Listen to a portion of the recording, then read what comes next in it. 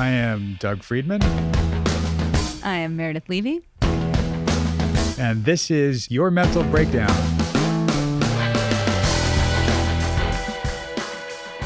Welcome. The Insight Out bonus edition. Where we will be talking about whatever the heck we want. Today, we're going to talk about the 10, they're called different things, but in cognitive behavioral therapy, there are these unconscious ways of thinking. They're called automatic thoughts, distorted thoughts, unhelpful ways of thinking. You might have heard that mentioned before. You might not. I think a lot of times when we talk about them as cognitive distortions or distorted ways of thinking, it has this negative connotation that when we point out or it is pointed out that we're thinking in these styles, it's a really negative thing. Right. It's not that it's negative or positive. It's just inaccurate. Yeah. And it's not that you did something wrong and you're doing something wrong and it's your fault. This is happening unconsciously. This is something so ingrained in us. That's why it's called automatic thoughts. Exactly. Right? That we don't think about them. They're happening sort of behind the scenes in our unconscious mind. And it helps shape how we think about things and process things.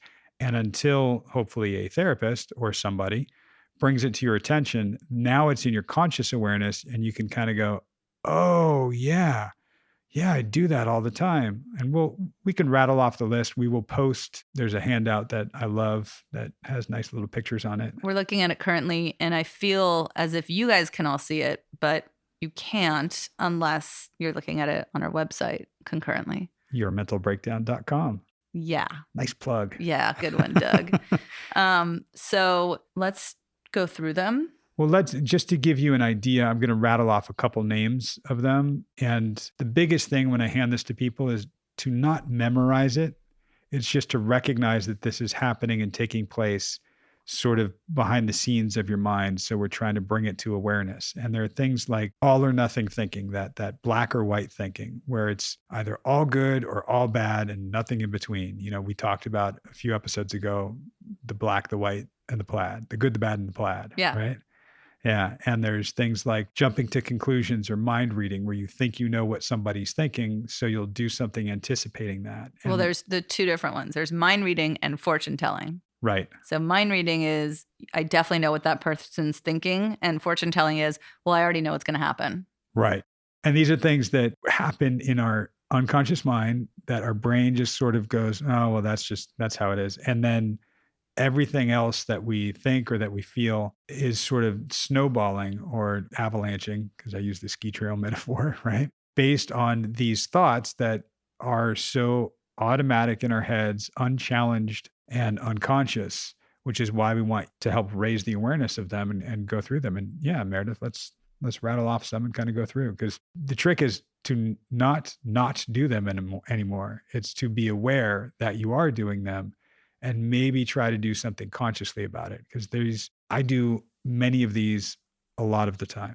Yes. Oh, as do I. So let's just start with jumping to conclusions, because that is one of my favorite. So we just mentioned it briefly. I knew you were going to say that. Really? No, that's mind reading. Oh, good one. Thank you. No, that's fortune telling. Whatever. Okay. So jumping to conclusions, one of those things where we walk into a room and we are thinking, everyone's looking at me thinking I'm stupid, right? We have no idea what anybody else is thinking. And for those of you who are fortune tellers or mind readers, this does not apply to you. Right. Caveat. Right. Okay. Everyone else, no, there's no way you for sure know what somebody is thinking. There's just no way. You may be right. You may be 99.99% positive based on history or statistics, but you are not 100% sure. I hear this a lot in relationships where people, because they've spent so much time with each other, think they know what the other person is thinking. And it's often correct, but sometimes it's a mistake. Right. It's incorrect or ineffective. And what we lose sometimes in relationships is that inquiry that, hey, what were you thinking? And I'm not talking about like, are you mad at me? Right. Did I do something wrong? Right. Not that kind of thing. That's a whole other thing. But that idea that, oh, I can anticipate them. I know what they're thinking. Right. I know what I know they're not going to like this movie, or Right. I know they didn't like the movie. Right. You never know. Or they're not going to like what I cooked, or they're Right. not going to like this, or Totally. and then if you keep that way of thinking, you're feeding that I'm not good enough, I did something wrong, I'm bad, and it just gets more negative and insidious, right?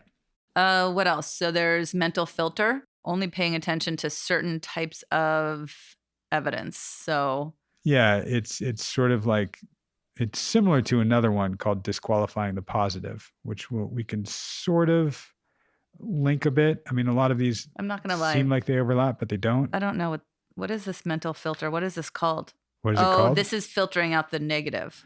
Yeah. I mean, filtering right, out the positive. Oh, no. Well, it could be either way. It's just looking at it one way instead of the other. But it's like when people look at a picture of themselves and they go, oh my God, look at how old I look. I look so horrible. You can see all my wrinkles. They're just focusing on that part. They're not going, wow, and I have this wonderful smile and my eyes lit up the room. And this was fantastic. They're just filtering based on what you'll hear me talk about, their own narrative. Right. And a lot of people disqualifying the positive or only focusing on the negative in terms of, let's say. Well, that same example of the picture, like you have a wonderful smile. Yeah, that doesn't matter though, because look at how old my eyes look. Exactly. Look at the wrinkles. Look at my crow's feet. What are they called? Yeah, dude.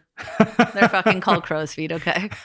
A lot of my clients, I tend to have to really make a concerted effort to point out the positive to them when they either only focus on the negative, or when I point out something positive and they say, yeah, but, and I say, no, we can talk about the things that you don't like, but we're going to pause here and have you acknowledge the successes or the positives or the progress you've made. Totally. And another reason why a lot of these go together is because another one called overgeneralizing, where we seem to categorize things a certain way based on one time, right? And you'll hear me talk about the difference between globalizing something and localizing something. When it's localized, it's one event, one time, that's okay. I can deal with a failure or, something even bad. I'll say bad, not ineffective, something bad one time. That's okay. But when we take it and apply it to talk like everything sucks, nothing's going right, all of this is my fault, like those big sweeping words. A little hyperbolic. Maybe. I'm a little bit hyperbolic. 1 billion%. 110%, right? And that's when you apply something to the whole as opposed to taking it for what it is. If you take it for what it is, it's often much easier to deal with and process. I'm not saying it's better and it's good. A failure is still a failure and nobody really likes that, right? But if it's a single failure, that's much easier to deal with than overgeneralizing it to I am a failure. Right, exactly. One of my other favorites is personalizing. What does that mean to you? Also funny. Thank you. So personalizing is assuming that or thinking that something that happened has to do with us. So, whether it's that person didn't come to dinner because they hate me, or when in reality, it literally has nothing to do with you. They got in a car accident. What I love too is the flip is also true in this, right? Which is thinking that nothing is about you. It's when you don't take any responsibility. Oh, yeah. Right? Like, oh, they're just seeing it wrong. That's their problem. It's their fault. Right. And not taking any of it for yourself. And why combine this with that black or white thinking, that all or nothing thinking. Right. Right. And then again, why these sort of spill over into each other. And you can see a pattern in some of these too. If you generalize with, they all suck, all of them suck, everything is horrible around me. And then we get into those, other things of catastrophizing is another one of these, right? Where you'll take things and blow them out of proportion and just, I never do that. Right. I mean, we do a lot of these a lot of the time. For example, coronavirus. Now, who knows? This could be a huge catastrophe. And disclaimer here, we are not medical professionals giving you information on the coronavirus. None. I don't know any information. But what I will say is that regardless of the actual catastrophe of the coronavirus, we tend to make it more catastrophic even preemptively. Right? So It can be the biggest thing in the world or the worst thing. We have no idea, but it already is. And it can lead to the kind of thinking that goes, I will never leave my house again. Right. And why that catastrophizing spills into the overgeneralizing. I'm never going out there. It's unsafe out there. And Or the all or nothing thinking. totally. Fuck it, I might as well go to Disneyland. Maybe not. Right. We're not sure. Right. And, lick the handrails everywhere I go. Yeah, I do that anyway, but I'm going to cut back. Why not? As long as you're wearing a mask, it's okay, right? Oh, yeah, for sure. And I mean a Disney mask, not a surgical mask. Oh, yeah, because Right? no one would know it was me. That's right. Yeah. Labeling is another one. Hmm. So I think we tend to use a lot of labels All the time. all the time. Everyone does. Everybody. I mean, it's normal and it just depends on the label. But as soon as, I think I've talked about this in a previous episode about the judgments that people have on LA people, those people. Right. You know what I mean? Right. Those kind of people. Like, nope, I don't. What do you mean? Right. Why are you creating this label? Instead, describe a characteristic. So sometimes, we create a label for ourselves that's like, I'm so stupid or I'm a loser when we're reflecting how we're feeling in a moment, but we create this label. Yeah. And that the overgeneralizing, the all or nothing, all of these they pile onto each other, and it's a way of our brains making sense of things, but it's erroneous. These are distorted thoughts. Right. And they're happening again behind the scenes. So you don't think to stop and challenge this. And a lot of these ways of thinking are distortions that if you did stop and challenge, you go, oh, wait, yeah, that's not right. Huh. So I'm going to I repeat this all the time. It's one of my favorite things to talk about is checking the facts. So if we stopped and checked the facts when we do a lot of these things, so checking the facts, why didn't he call me back? Well, is it because I'm a loser? Or is it because he was busy? Or is it because he has a girlfriend? Who knows? Right. And a lot of times clients will answer us, right? But their answers will often correlate to some of these ways of automatic thought, of distorted thought. Am I a loser? Yes. Well, let's check the facts. How and why are you a loser? Right. Nobody ever calls me back. Is that true? No. Right. Some people do. Like, Right. okay. Yeah. Right. Right. So it's bringing it back. And I think in a few episodes already, you've heard me do that with Drew for things. If you've been listening to it, if you haven't, go back and listen. Right. But a lot of times when a client will go to an event and think that they know what everybody thinks, when we were talking about Drew going to the bachelor party, and I'm going to be uncomfortable because they're all going to think this or they're all going to do that. I'm like, wait a second. Right. That's a leap. That's jumping to a conclusion. We don't Right. know that. The other one, by the way, the flip side of catastrophizing is minimizing, right? So Yeah, but that's not a big deal. it's amazing. Can't turn it off. Sorry.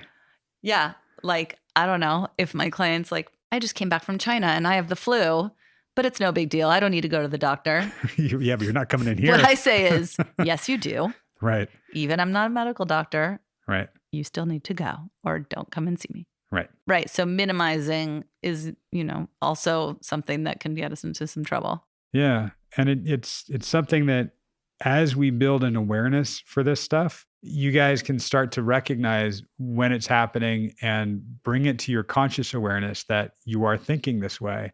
And there's nothing wrong with you because of it. We all do it very often. And if we can become more aware of it, then we can check the facts as we go. Then we can kind of check in with ourselves and make more logical, conscious thought about things. And that's, I think, much more effective in tackling some of the emotional responses and some of the feelings that we get. We generally think, oh, I feel bad. And we don't think of why I'm feeling this way. We just think, I'm feeling bad. I want to feel better.